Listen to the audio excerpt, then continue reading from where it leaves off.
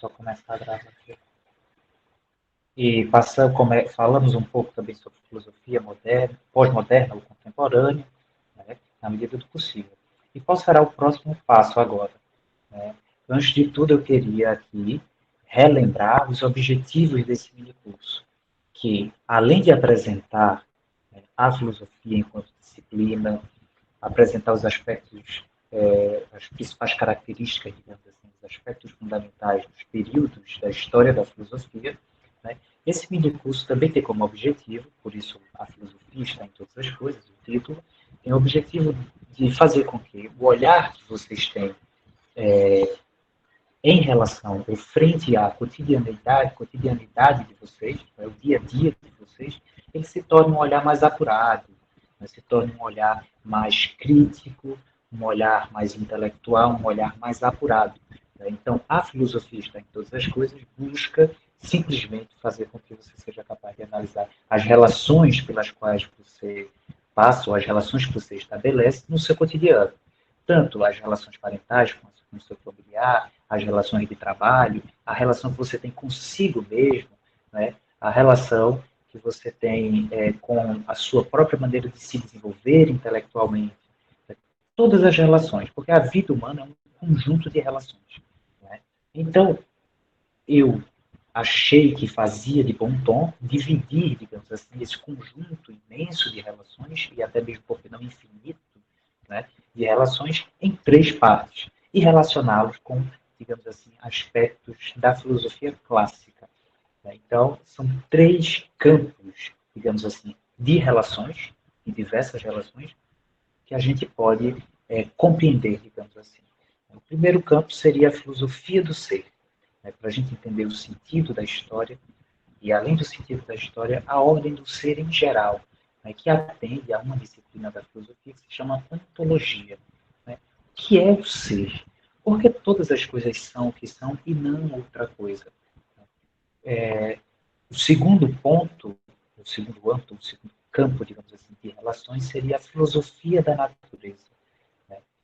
A gente voltar lá para os físicos e entender como aquela busca pelo princípio, aquela busca pela ordem da natureza persiste em ser atual até os dias de hoje e pode nos ajudar, inclusive, a compreender certos ímpetos que nós temos, certos instintos que nós temos enquanto animais. E, por último, a filosofia da fruição, né, onde nós vamos se fazer, né, cada um de nós se fazer a pergunta, né, o que sou eu mesmo e que vida eu levo e como eu posso definir essa vida.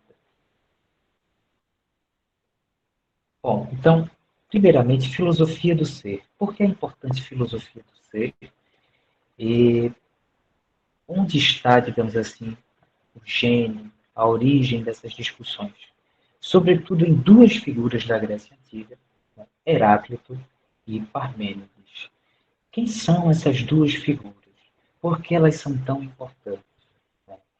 Eu lembro que na graduação de filosofia, a gente se dividia mesmo. Era como se fosse o boi encarnado na. Eu não sei se tem alguém aqui do norte, mas no norte tem aquela tradição, né, do encarnado e do boi azul, né? São dois times. Pronto. Heráclito e Parmênides é como se fossem dois clãs da filosofia. Né? E essa relação, Heráclito e Parmênides, é uma relação indeclinável. Você não sai daquilo ali. Você sempre fica naquele embate, que é a relação entre o ser, né, e o conflito entre o eterno, o... isso, perfeito, Bianca, caprichoso e garantido. Pronto. Heráclito e Parmênides seriam os dois, o caprichoso e o garantido da filosofia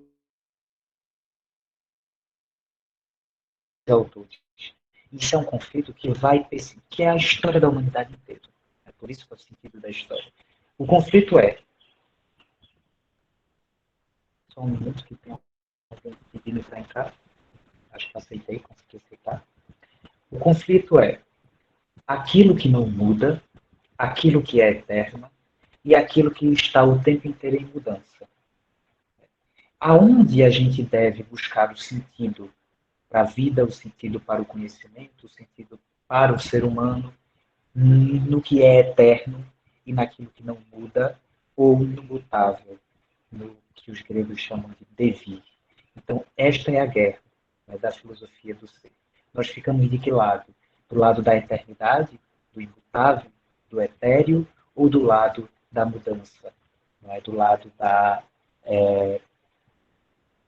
do, do devir, essa palavra grega que significa mudança. Bom, então, só para a gente aprender um pouco sobre Parmênides de Eleia, que é o filósofo do eterno, do imutável, né? E, sobretudo, né, para ficar mais palatável para a gente entender, da matemática. Né? A gente tem que entender que Parmênides está no âmbito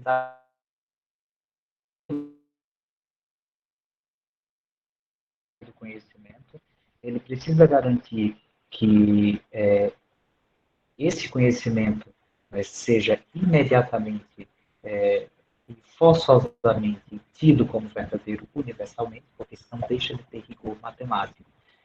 Então, Parmênides ele vai se preocupar muito com a lógica do ser.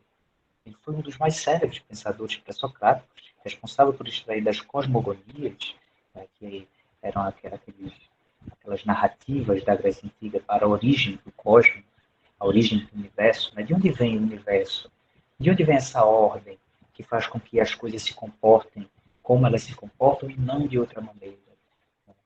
Então, sobretudo por meio da noção de unidade, né, arqué, das escolas anteriores, que são várias escolas, Parmênides é responsável pela escola de Eleia, né?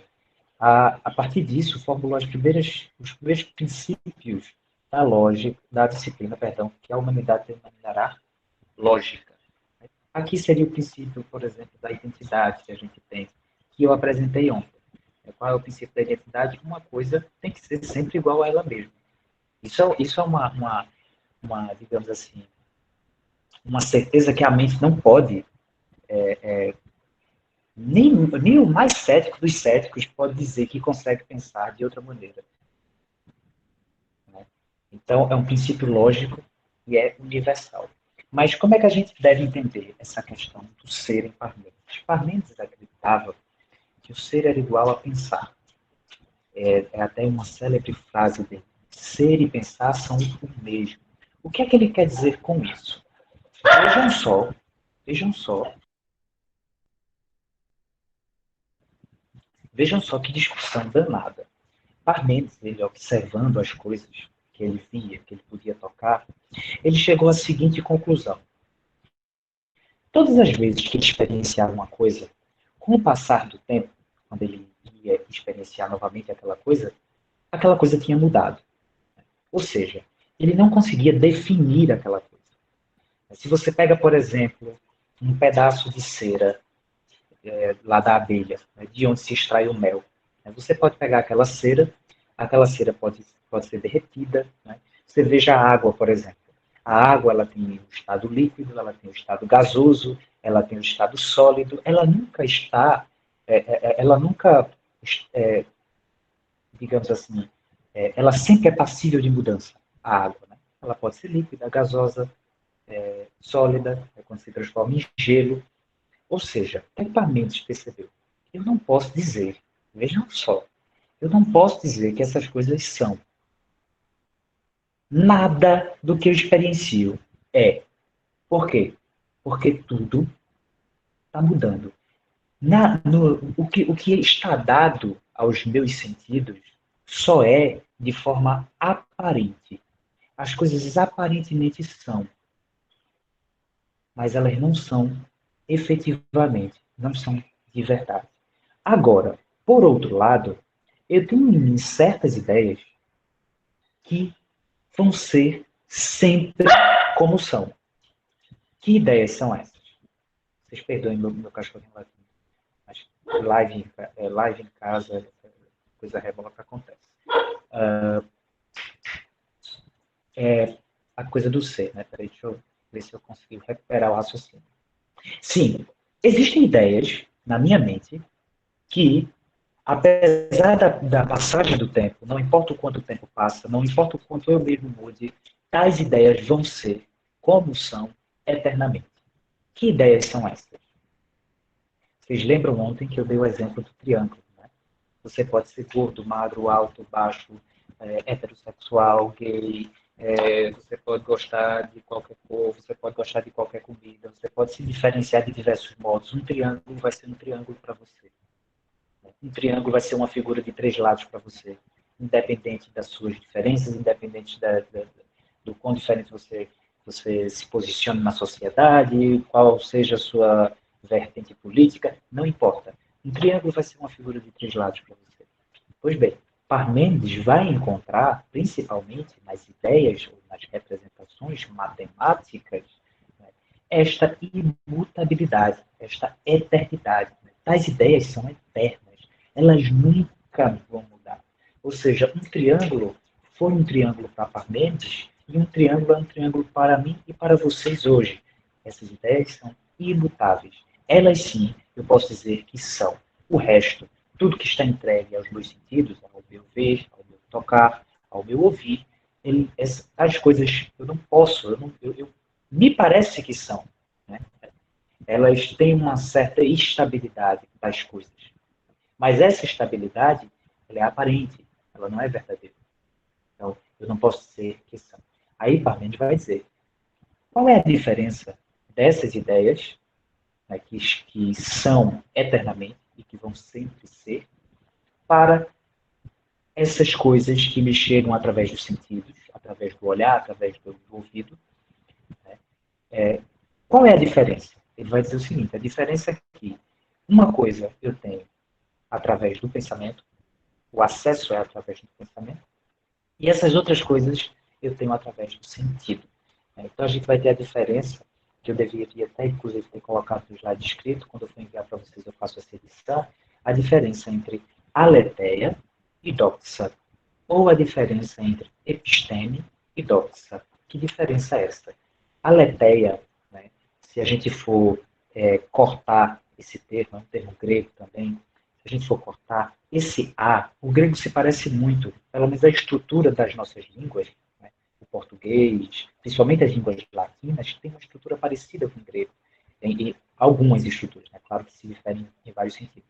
Se a gente pega, por exemplo, a palavra aletheia, que foi muito explorada pelo filósofo alemão Heidegger, por exemplo, se a gente pega aletheia e parte essa palavra, né, vou até colocar no chat para vocês só entenderem como é que funciona essa palavra. A palavra é essa, aletheia. Este A é de negação. Assim como a gente tem atípico, né?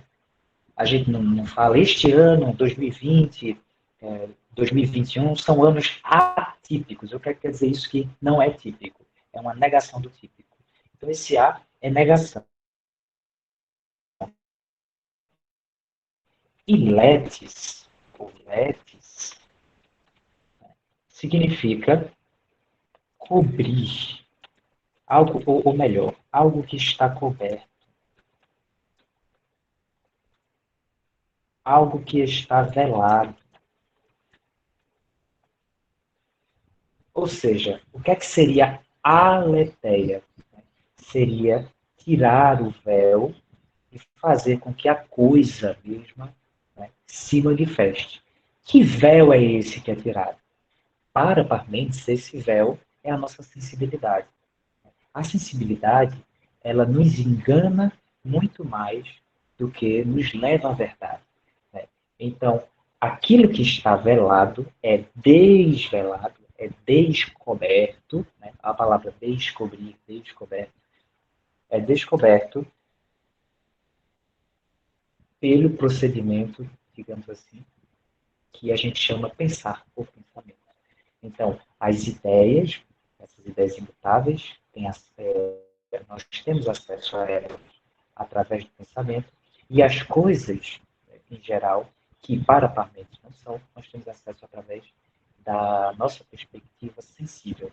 Essa perspectiva sensível está no âmbito da doxa. Doxa é uma palavra grega que significa.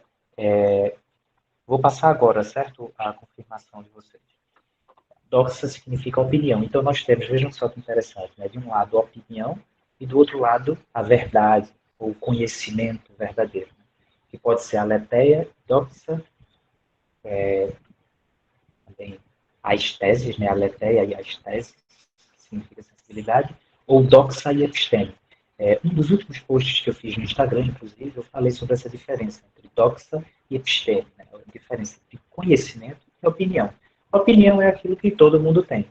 Você não precisa de demonstração, você não precisa de comprovação, você só precisa manifestar a sua perspectiva, né? Aquilo que você sente ao se deparar com determinada informação, com determinado dado. Já o conhecimento, para ser considerado enquanto tal, ele precisa de um certo rigor metodológico, ele precisa ser reanalisado diversas vezes para ser considerado enquanto tal. Então, essa diferença lá para os judeus antigos, principalmente para Parmênides, era muito importante. Né? A opinião, que é mutável, que diz respeito ao meu filtro, à minha experiência individual, particular, né? E, por outro lado, aquilo que é matéria do pensamento e que para sempre é, como o triângulo, como o quadrado, como as leis matemáticas, que são as mesmas para Parmênides e são as mesmas para a gente também nos dias de hoje. Só um minutinho para eu passar o link do formulário para vocês preencher. Pronto. Tá aí. Bom, e a outra figura, né, nós estamos aqui do lado do eterno, da eternidade, da imutabilidade. Aí nós vamos agora para outra figura, que é o averso de Parmênides, que é a figura, né, do conflito, ou da mudança, da transformação, que é o Heráclito de Éfeso. Antes de entrar em Heráclito de Éfeso, deixa eu... Não, eu acho que essa questão de Arqueu vai ficar para depois, lá na filosofia da natureza. Vamos entrar em Heráclito. Né? Então, Heráclito é um dos raros pensadores pré-socráticos que deixaram fragmentos escritos. Né? Muitas das informações que nós temos acerca desses pensadores, desses primeiros filósofos lá, pré-socráticos, da Grécia Antiga, cerca de 2.500 anos atrás, né? 600 anos antes de Cristo, a gente só tem acesso às obras deles através do que a gente chama de doxógrafos. Lembra que eu disse agora há pouco que doxa significa opinião? Então, o que é que significa doxógrafo? É aquele sujeito que vai dar uma opinião acerca de determinado pensador. Seria a figura do nosso crítico hoje. Na antiguidade, havia a figura do doxógrafo. O que é que o doxógrafo fazia? Ele pegava as figuras mais ilustres do seu tempo e registrava o pensamento deles, registrava o comportamento, tudo o comportamento que eles tinham. Não, mas alguém não está conseguindo. Desculpem, um intervalinho. Mas alguém diz que. Mas alguém não está conseguindo preencher o formulário.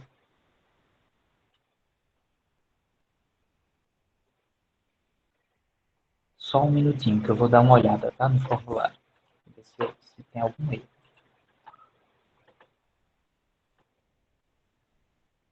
Ah, tá. Eu acho que agora eu entendi o que foi. Vejam se agora vocês conseguem. Perdoem. Eu tinha colocado restrição sem querer. Desculpem. Eu acho que agora dá certo. Bem, Heráclito. Mas prestem atenção aqui, depois vocês preenchem, senão vocês vão entender. Bom, a grande questão de Heráclito também foi a questão do ser. Só que ele respondeu a questão de uma forma totalmente diferente da de Parmênides. Como eu disse a vocês, a gente não tem muito acesso a obras desses pensadores.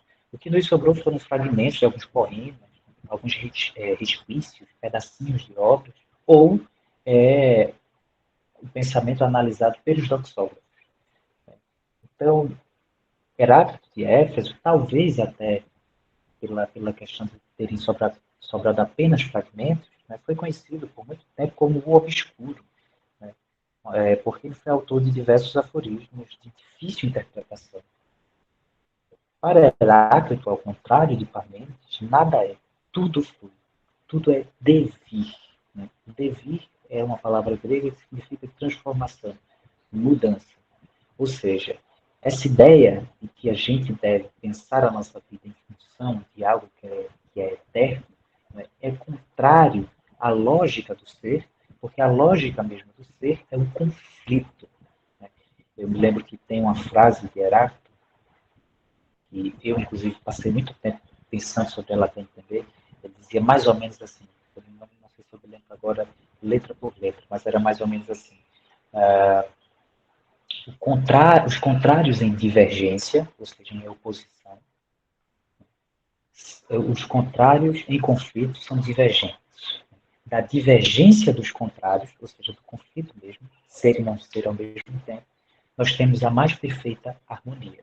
Ou seja, a origem da natureza, a ordem, toda essa ordem que nós temos, o universo, os planetas, os astros e tudo mais,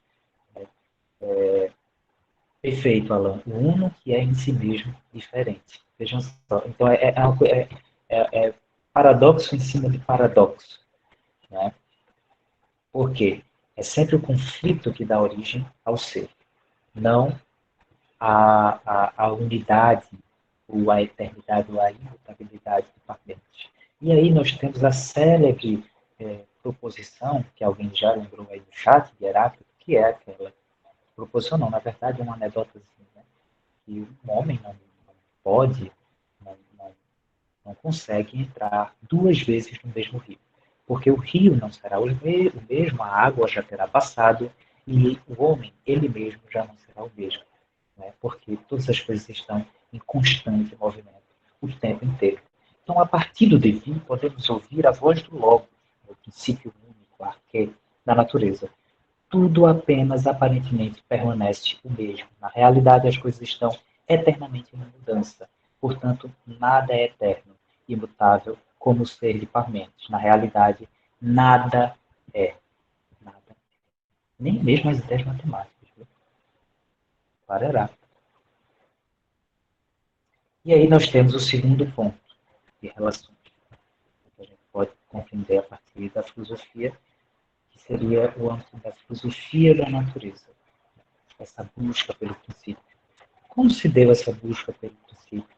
Quais são as maneiras, em geral, de se buscar por esse princípio? Os dois principais conceitos da filosofia da natureza, pelo menos para a gente se introduzir neste campo, são os conceitos de arquê e physis. A physis sendo essa ordem, ou esse sentido que coordena as leis da natureza, né? E como a força que torna, por exemplo, a potência, o ser em potencial, em ato. O que significa isso? É a força da physis, né? Lembrando, novamente, mais um verbete aqui. A gente, toda hora, pensando em verbetes. Né? É muito interessante isso, como muitas características e até mesmo muitas palavras da nossa língua provém do grego. Por exemplo, physis. Né? A gente tem a física. O que é que estuda a física? O movimento da natureza, as leis da natureza. Então, física vem de physis, que era a palavra com a qual os gregos designavam a natureza, ou essa ordem, ou essas leis que existem por trás da natureza. Então, por exemplo, é a força da physis que torna, por exemplo, né, a árvore em semente, ou a semente em árvore, né, o animal filhote em adulto, e assim por diante. Né? O que é em potencial em ato. Né? No caso, a semente seria a árvore em potencial. Vejam só que louco. É como se na semente já estivesse contido ali dentro, né, todo o ser da árvore, né, em potencial. E essa potência, quando desabrocha, né, faz com que a árvore se torne o ato, a finalidade de todo aquele ser que estava contido ali na semente. E nós temos a arquê, né, que designa simplesmente o princípio último ou o inverso, a causa primeira. Né? Que sentido tem esse princípio último ou essa causa primeira? Vocês já viram, já experienciaram, ou já conheceram, ou já se deram conta de alguma coisa na natureza que tenha sido causada por nada, que não tem alguma causa? Alguém aí já se deu conta de algum objeto desse tipo? Me respondam aí no chat.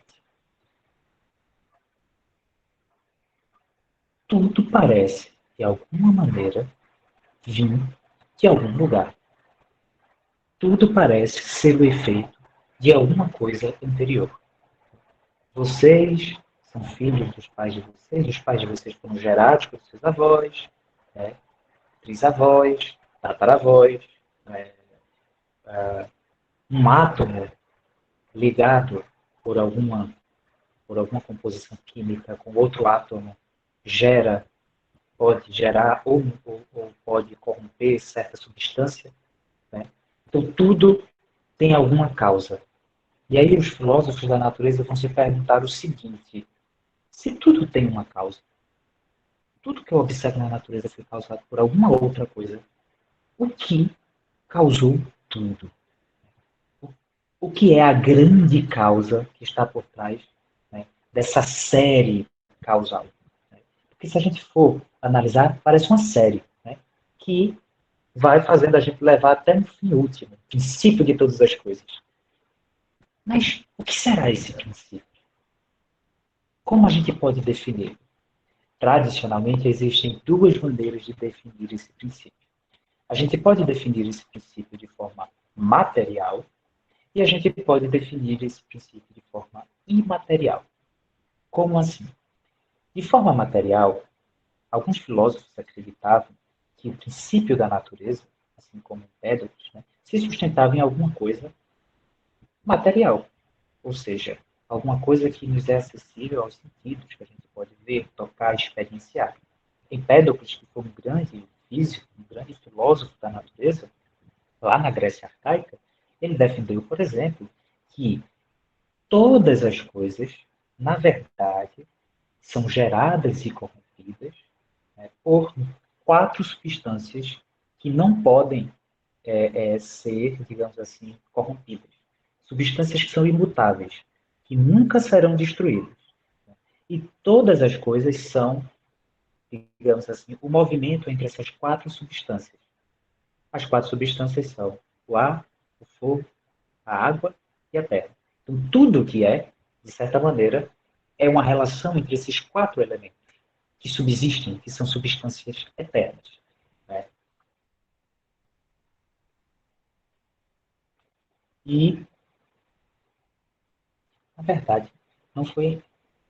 Foi em Empédocles, Demócrito é que é o do átomo. Né? E a maneira imaterial. Alguns pensadores defenderam a tese segundo a qual o princípio da natureza é uma inteligência pura, né? Que até lembra certa corrente de pensamento mais à frente, né? Um pessoal de batina, com um chapéuzinho na cabeça, que acreditava no tal de Jesus de Nazaré, coisa e tal, e que defendia o quê? O Criador, na verdade, não nos é acessível pelos sentidos. Né? Vocês lembram que ontem eu disse, quando a gente passou pela história da filosofia medieval e também pela cristandade, que os cristãos, sobretudo a figura de Agostinho, por exemplo, né? Até teve um rapaz que gostou bastante da analogia com a pia batismal, né? Como se Agostinho tivesse pego Platão e jogado na pia batismal. Né? Os cristãos, eles se serviram da filosofia para fundamentar a fé cristã. Então, por exemplo, essa ideia de princípio imaterial, né? Quando a gente vai ler a Bíblia, tem aquela ideia de que se o homem ver a face de Deus, né? Ele não é capaz de ver a face de Deus. O que quer dizer isso? Que Deus é um princípio que não pode ser dado de forma sensível. Eu não posso ver, não posso tocar. Né? Tem gente que tem uma coisa, né, com o negócio de Deus. Aqui em Pernambuco, tem muita gente de outros estados aqui, mas aqui em Pernambuco tem uma figura, Padre Cícero, né? As pessoas vão, aí tocam uma estátua, e querem pegar, e querem. Tem uma coisa passional com a ideia de Deus, né? Mas lá na origem, ou no fundamento da corrente filosófica cristã, certo? Porque eu não estou falando aqui dos aspectos doutrinários da Igreja Católica, nem nada disso. Estou falando dos aspectos filosóficos. Né? Tem essa ideia, né? O fundamento da ideia cristã de Deus é de um Deus invisível, intocável, que não dá para ser materializado, né?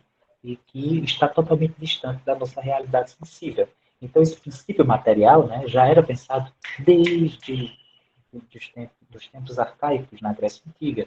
É inteligência pura, não acessível aos sentidos e, portanto, imaterial. Então, todas as vezes que vocês forem,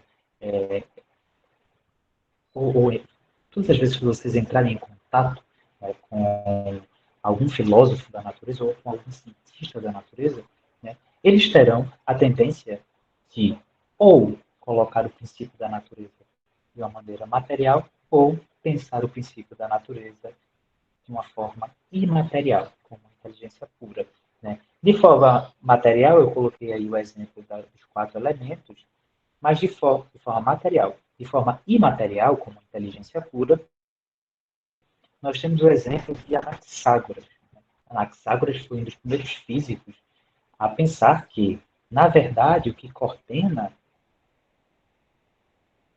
a, a, a ordem, as leis da natureza, é uma pura inteligência. Vejam só, Deus não seria a divindade, o ser maior, a causa primeiro de tudo, não seria um senhor de escravo com a chibata na mão, esse Deus que pintam por aí, né? Um Deus que quer castigar. Se você não fizer isso, você vai para o inferno. Não. Deus aqui seria simplesmente uma inteligência. Isso é Deus. Uma pura inteligência. Não quer castigar ninguém, é, é, é, dominar, não tem nada a ver com pudor ou com a ideia de pecado. Deus simplesmente é uma inteligência. Inclusive, que faz com que nós tenhamos certas paixões e não outras. Né? Inclusive, essa inteligência, né, nós, de certa maneira, participamos dela a partir dos nossos afetos, nossos instintos também, né, enquanto seres da natureza. Né? Então, veja, a ideia de divindade aqui, não é? Ela, de certa maneira, se relaciona com a questão moral, mas não dessa forma dominadora digamos assim, expressando sempre uma relação de poder. E, por último, nós teríamos a filosofia da fruição, né, no qual a gente pode falar do fenômeno da vida, só que num sentido totalmente distinto, tanto da filosofia do ser, quanto da filosofia da natureza. Em que sentido? Porque a vida para o homem não é a mesma coisa que a vida para os demais animais. Eu não quero dizer com isso que nós não sejamos animais. Nós somos animais. Nós temos instintos, nós temos apetites. Em muitos aspectos, eu diria, em vários aspectos, nós nos assemelhamos bastante com os demais animais. Alguém vai estar com dificuldade para me ouvir? O áudio realmente está falhando?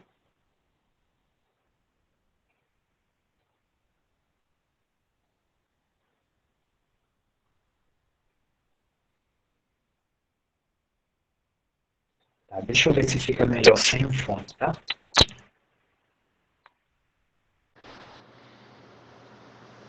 Vocês acham que fica melhor assim?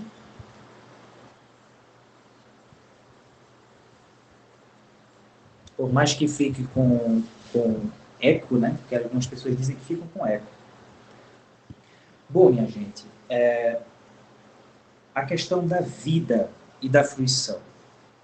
Né? Por mais que a gente se assemelhe bastante com os animais, em muitos aspectos, nós nos distinguimos em relação, nós somos distintos em relação a eles. Né? O que quer dizer ser distinto? Significa que nós somos anjos, né, que Deus jogou aqui para a Terra e nós pertencemos a uma realidade superior. Significa que o nosso modo de se relacionar com as coisas, com nós mesmos e com os outros da nossa espécie, né, é um modo distinto do modo dos demais animais. Em que sentido? Primeiro, a gente deve levar em consideração o fenômeno da vida. Todos nós estamos aqui vivos. O que é que significa isso? O que é que significa estar vivo? Quando a gente analisa de uma maneira superficial o fenômeno da vida, o que é que a gente encontra como característica fundamental? O consumo. Ninguém está vivo ou pode permanecer vivo sem está consumindo, de alguma maneira, alguma outra coisa que não a si mesmo. Né? Então, nós precisamos nos alimentar, nós precisamos de líquido, nós precisamos beber água e tudo mais. Né? Toda aquela questão ligada à nossa sobrevivência, à conservação da nossa existência. Só que o que é característico do ser humano é poder, de certa maneira, refletir acerca desse consumir. Quando o homem, ele pode, né, quando ele deixa lá atrás, arqueologicamente falando, quando ele deixa de simplesmente consumir e ele passa a refletir e até mesmo brincar ou jogar com aquilo que ele consome, né, ele deixa de ser simplesmente um hominídeo, né, mais ligado lá aos primatas, e ele passa a ser Homo sapiens, né, arqueologicamente falando, né, e filosoficamente falando, essa passagem significa simplesmente que nós desenvolvemos a capacidade de refletir sobre aquilo que a gente consome. Eu não consumo mais simplesmente porque eu tenho que sobreviver. Eu consumo porque tal coisa vai me dar determinado prazer, ou vai me levar a determinadas situações. Né? Por exemplo, o fenômeno da culinária. A gente poderia, ninguém aqui vai negar, nós poderíamos sobreviver, não é, até o fim da vida comendo, eu não sei, houve uma discussão em bolacha ou biscoito, eu não sei como é que o pessoal do sul chama aqui, a gente chama bolacha, que é aquele biscoitinho de água e sal. Se a gente comer biscoito de água e sal ou bolacha, né, de manhã, de meio-dia e de noite, pelo resto da nossa vida, nós sobreviveremos.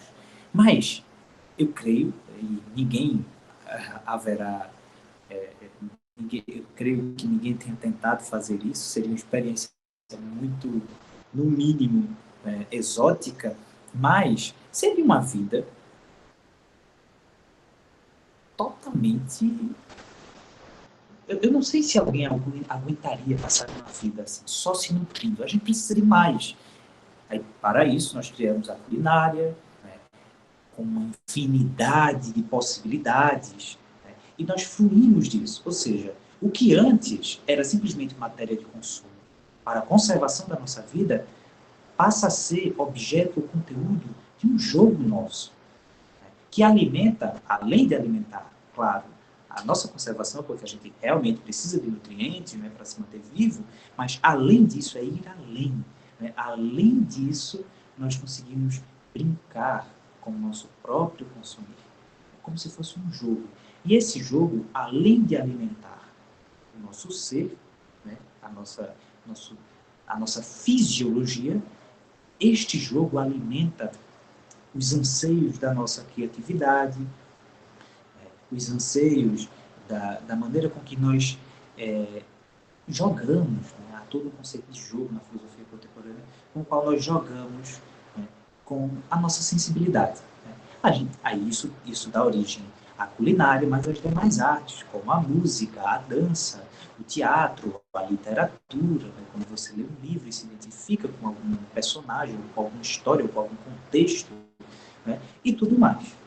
E aí nós temos, na filosofia da fruição, né, 3 tópicos que a gente pode trabalhar e que vocês podem levar para a cotidianidade de vocês, para as relações que vocês mantêm com o mundo, consigo mesmo e com as demais pessoas, né, que é a sobrevivência, o trabalho e o dispêndio.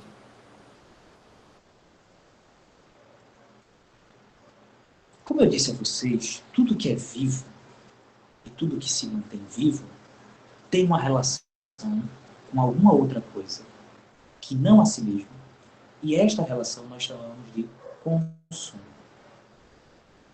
Quando o ser humano reflete sobre esse consumo, ele passa não só a outro patamar de relação com aquilo que o mantém vivo, né?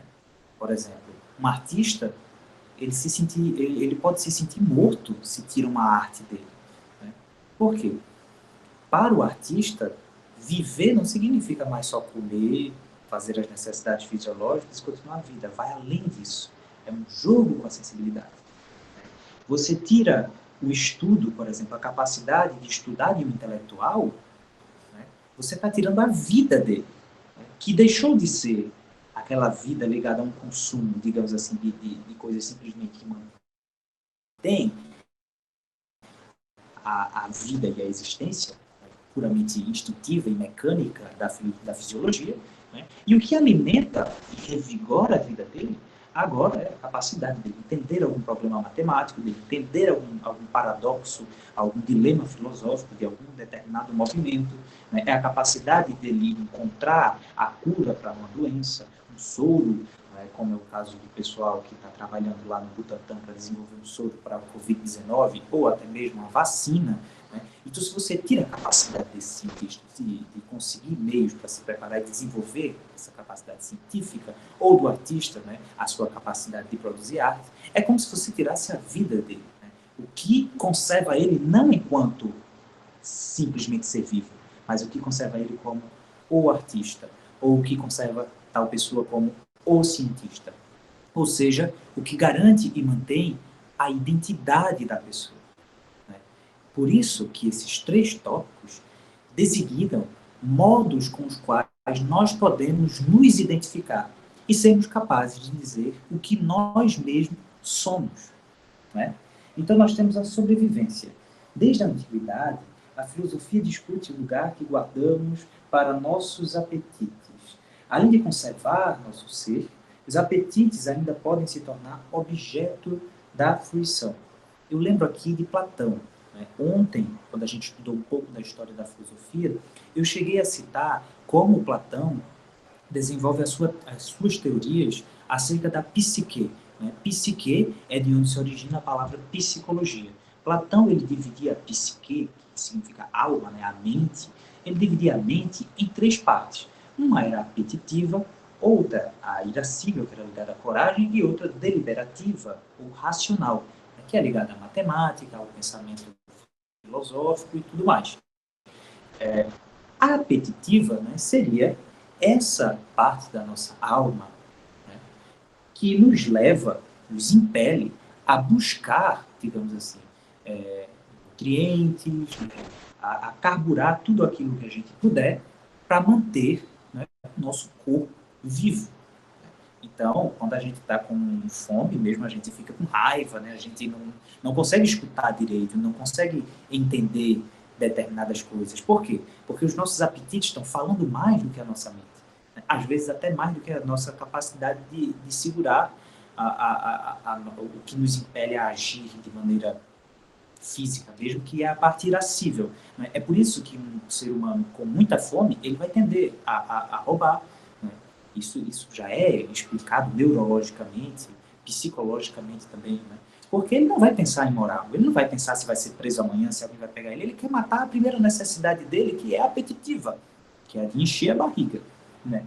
E, claro, instintivamente, a necessidade de sobreviver. Esse é um modo de identificação. Né? Nós aí nos identificamos enquanto seres que têm uma estrutura fisiológica, né? Que precisa de nutrientes, que precisa se apetecer. Daí vem a apetite, né? Apetecer. O trabalho, outro modo de identificação. Né? E é um dos mais evidentes que nós podemos observar na vida humana. A maior parte das pessoas, por exemplo, no cotidiano, se define pelo trabalho que possuem. Você pergunta a uma pessoa, quem é você? Ah, eu sou... ou vai dizer que é estudante, eu estudo isso, eu estudo aquilo, né? Ou, eu sou médico, eu sou advogado, eu sou... Sim, mas sem falar do trabalho, sem falar do que você estuda, o que é você? Né? Se a gente for tirar todas essas roupinhas, digamos assim, imagine um ser humano pelado, mas não é aqui pelado sem roupa não, tá? Pelado no sentido de sem essas relações que a gente estabelece na nossa vida. Quem é você sem o trabalho? Né? Quem é você sem a fome que você pode ter? Né? Que você não escolhe. Né? Ninguém aqui escolheu.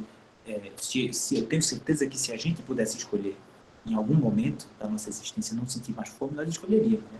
Fome é uma coisa terrível. Eu, particularmente, detesto sentir fome. Se a gente pudesse escolher, provavelmente nós escolheríamos não sentir fome. Mas quem somos nós sem a fome? Quem somos nós sem a necessidade do trabalho?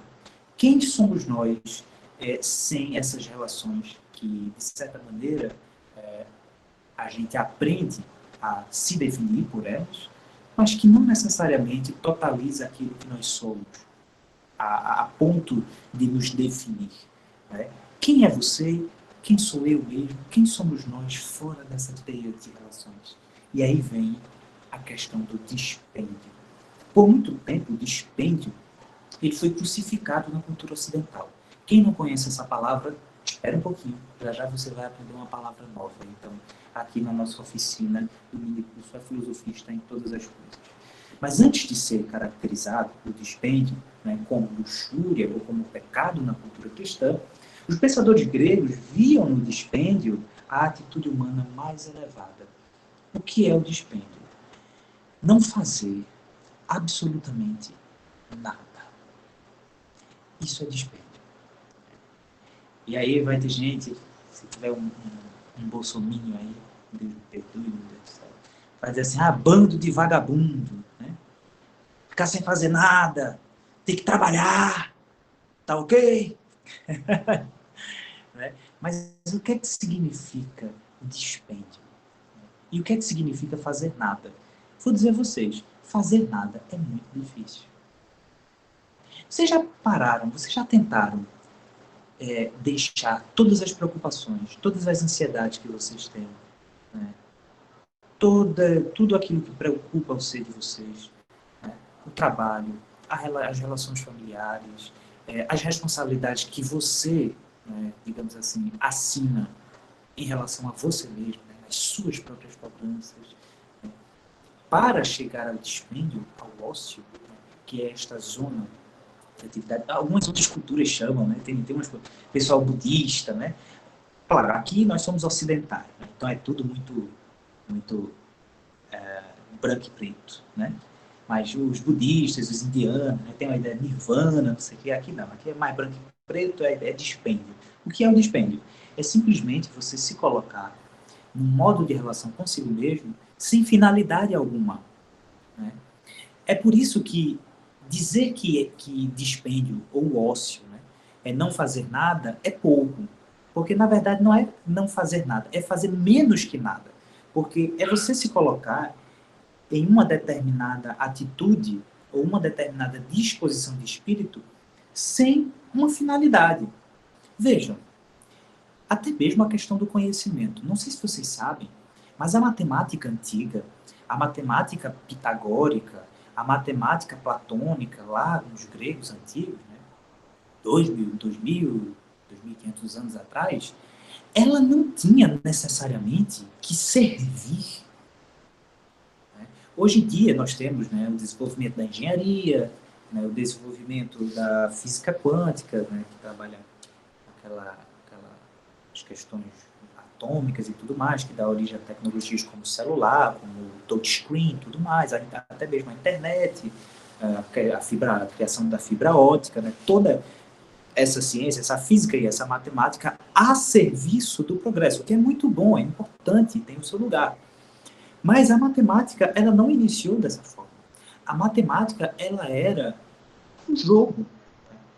Os primeiros matemáticos, eles sentiam prazer em fazer matemática, não porque iam conseguir construir uma pirâmide, ou construíram, fizeram, mas profundamente e primeiramente, né, a origem lá o que estava, o que continha e o que assim, era o espírito do matemático antigo, era o dispêndio. Eu faço matemática não porque isso vai me ser útil para alguma coisa, mas porque eu tenho prazer em me manter ali, né, com os números e pensando de quais maneiras eu posso organizar o universo. Né? Então, lá no grego antigo, né, e é essa a razão por que nós costumamos defender que a filosofia nasceu na Grécia, não é porque antes dos gregos não havia pensamento, tá? Ou não havia conhecimento, Mas é porque foram os gregos que criaram, digamos assim, um espaço que era a escola. A escola é um termo que vem do grego, escola.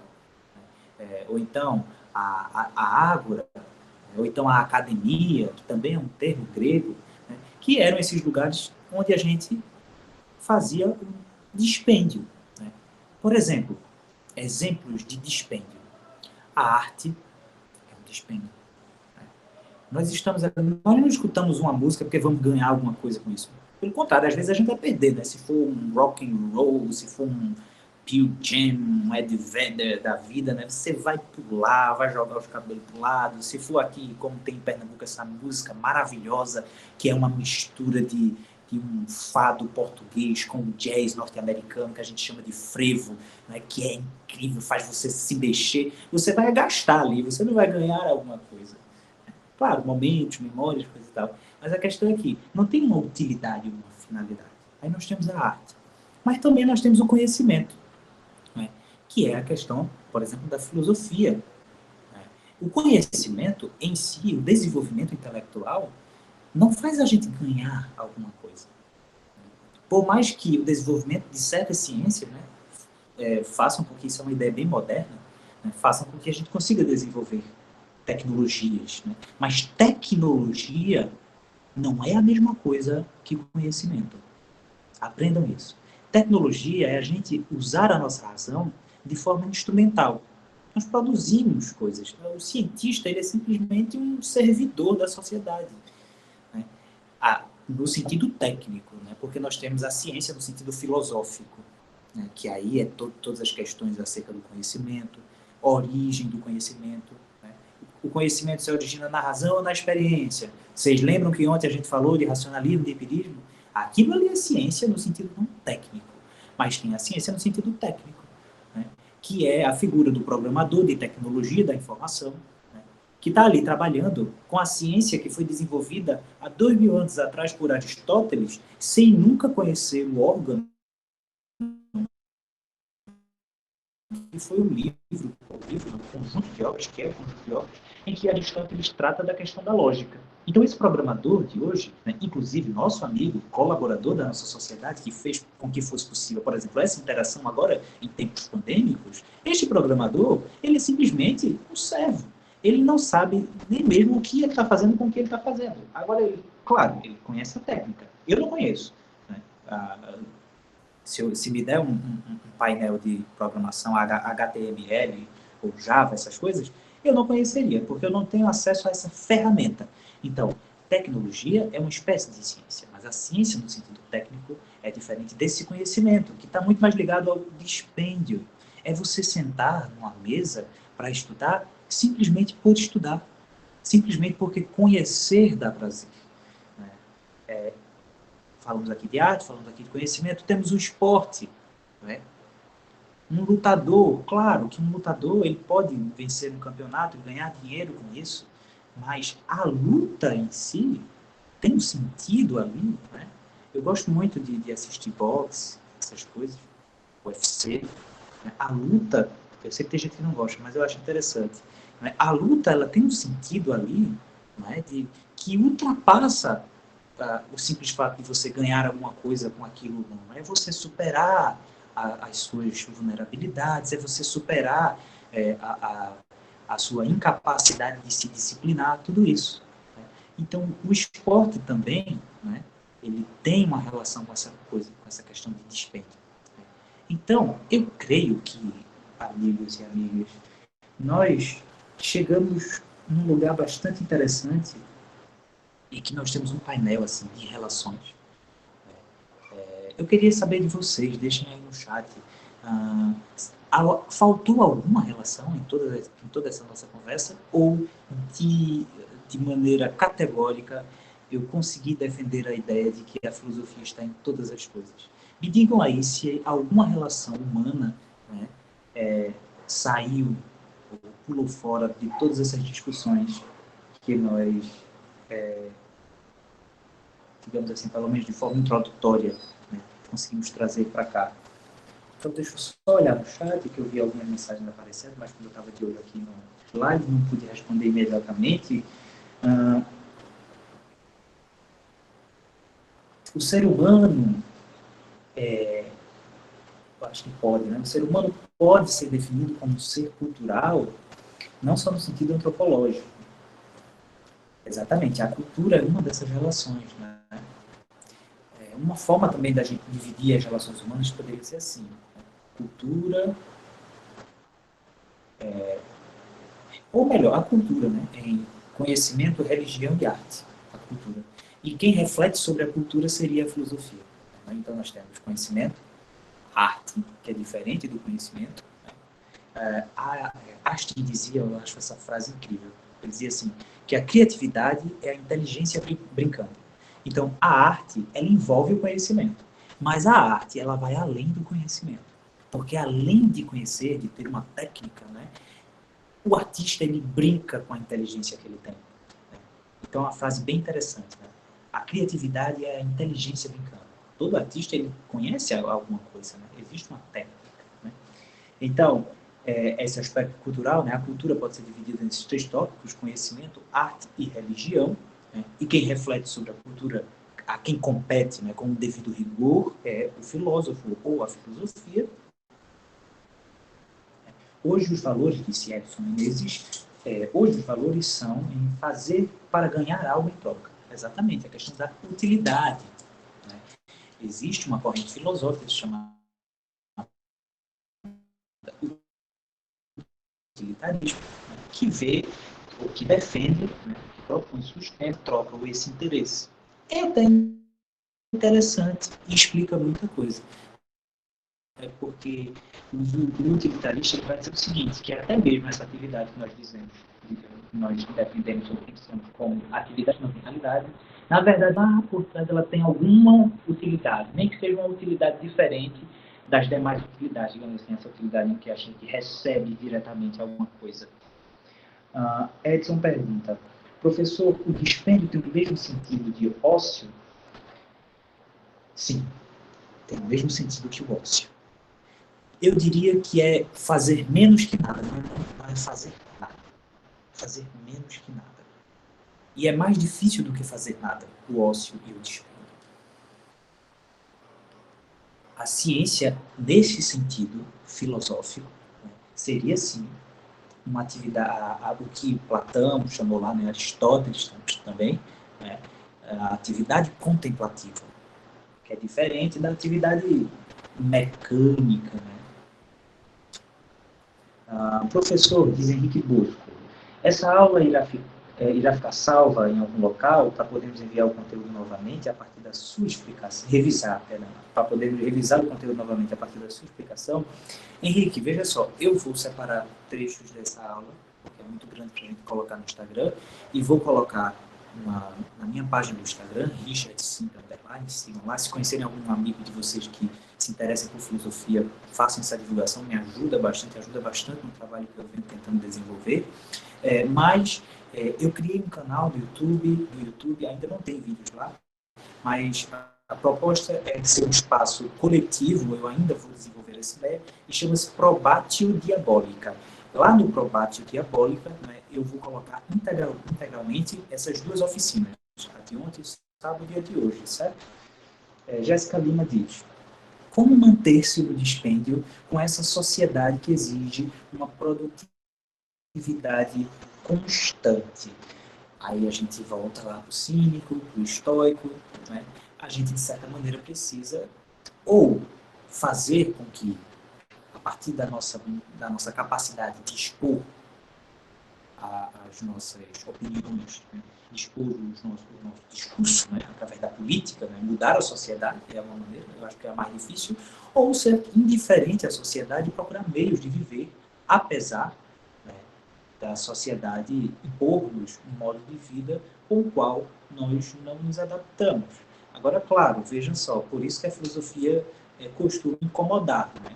Porque quando a gente passa a não querer agir da maneira com a qual determinado coletivo, determinada sociedade, determinado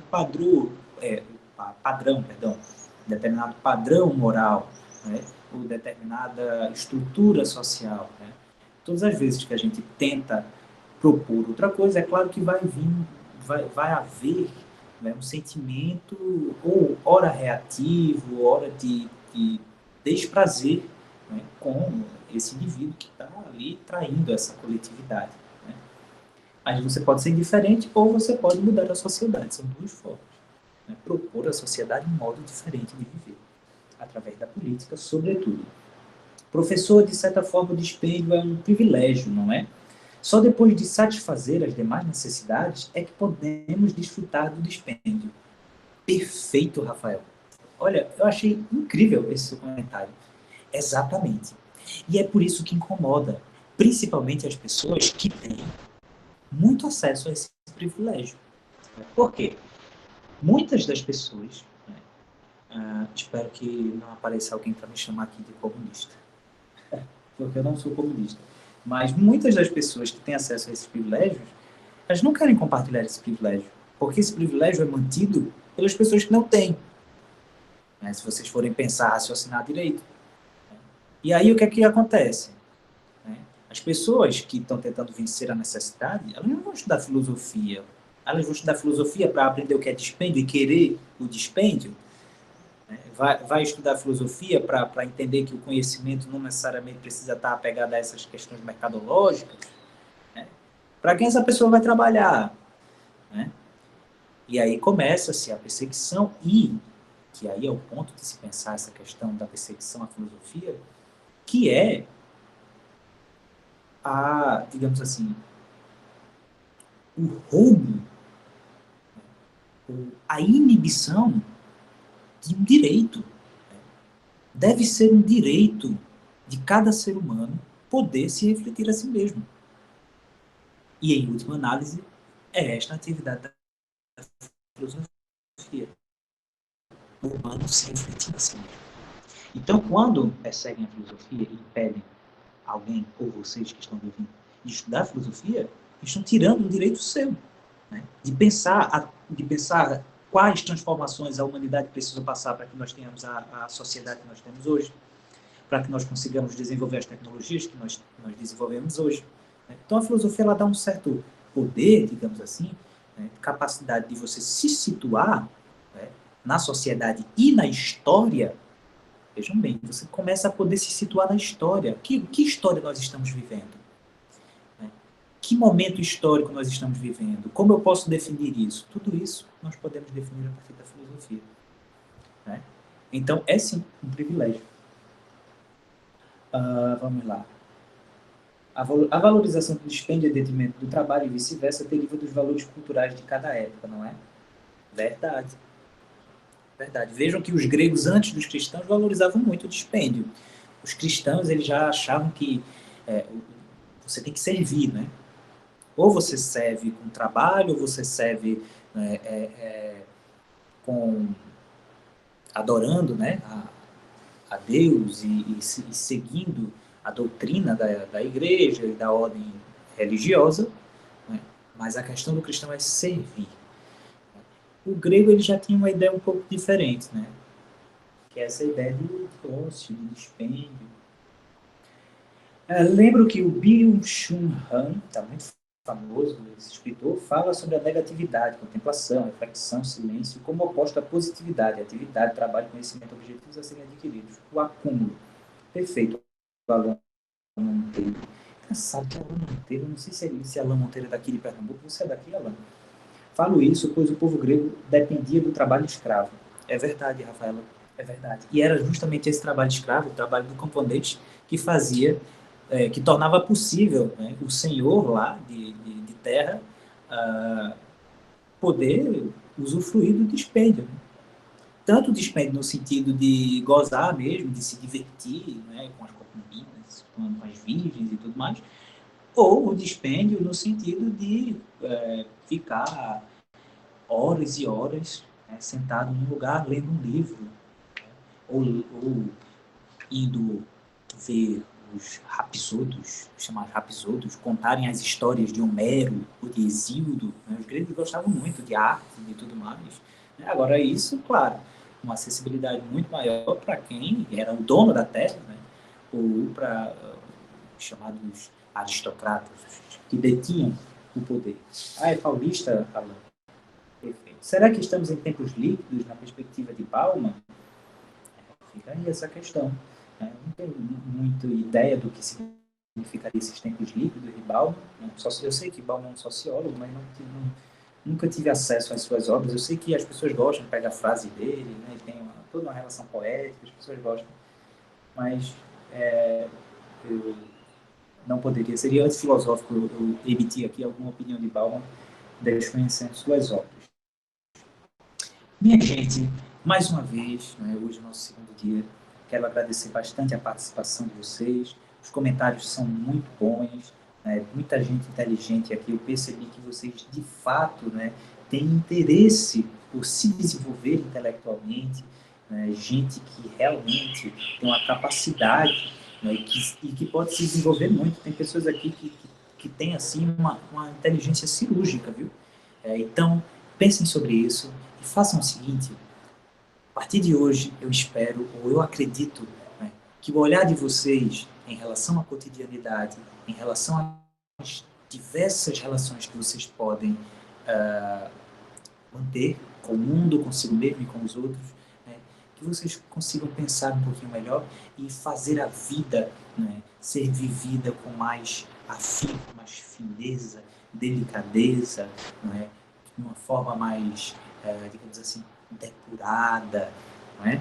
Então eu espero que minimamente eu possa ter contribuído com isso e que nessa cadeia de relações que vocês podem desenvolver ao longo da vida, que de alguma maneira esses conteúdos aqui tenham certa utilidade, sejam contributivos. Bom, só para finalizar, após uma significativa viagem panorâmica da história da filosofia e de sua clássica divisão didaticamente elucidada, você nos conduziu com maestria e saberes, termos, definições, conceitos-chave, fins, arquedoxos, provocando-nos e estimulando-nos à construção, à reflexão e ao aprofundamento dos conhecimentos básicos filosóficos tratados nessa prática docente. Isso significa que você atingiu com sucesso os objetivos pedagógicos. Parabéns, mestre Geraldo, muito obrigado. Eu que agradeço você pela participação, por ter acompanhado, como parece muito bem. Professor, sua aula me fez refletir muito sobre a conjuntura do nosso país. Obrigado pela brilhante exposição, muito clara e rica. Rafaela, um abraço, muito obrigado. Espero ter ajudado você. Eu tenho algum canal no YouTube. Edson, em breve eu vou estar lançando um canal, chama-se Probate Diabólica, ainda está em desenvolvimento, não tem nenhum vídeo, mas em breve a gente vai desenvolver esse projeto. Profunda gratidão por essa reflexão revigorante. Um beijo, Alan. Um abraço bem forte. Muito obrigado, professor, disse Jéssica. Edson também agradeceu. Foi excelente esses dois encontros e os posts no Instagram têm me ajudado muito. Jéssica, minha querida, um beijo bem grande. Muito obrigado. Adriane, gostei muito das suas abordagens e argumentos sobre, já amo a filosofia e ainda assim me fez olhar o mesmo de outra forma, a partir de outras opiniões. Muito obrigado, Adriane. Um beijo e um abraço. Muito obrigado. Henrique Bosco, eu que agradeço. Maicon, professor, pode disponibilizar a lista de frequência? A lista de frequência no sentido do formulário lá? Eu não sei se isso é possível, Maicon. Certo? Minha gente, queria agradecer, a gente já passou muito tempo aqui. Muito obrigado. Acompanhe lá no Instagram, a gente pode continuar discutindo, conversando, comentem as postagens. Eu agradeço bastante a participação de cada um de vocês. O certificado, dentro de 7 dias, eu estou enviando para vocês, para cada um de vocês que participaram aqui. Não se esqueçam de ir lá no formulário. Um abraço bem forte. Cuidem-se uns dos outros. Amem-se e vivam da forma mais intensa que vocês possam viver. Um beijo bem grande e um abraço. Tchau, minha gente.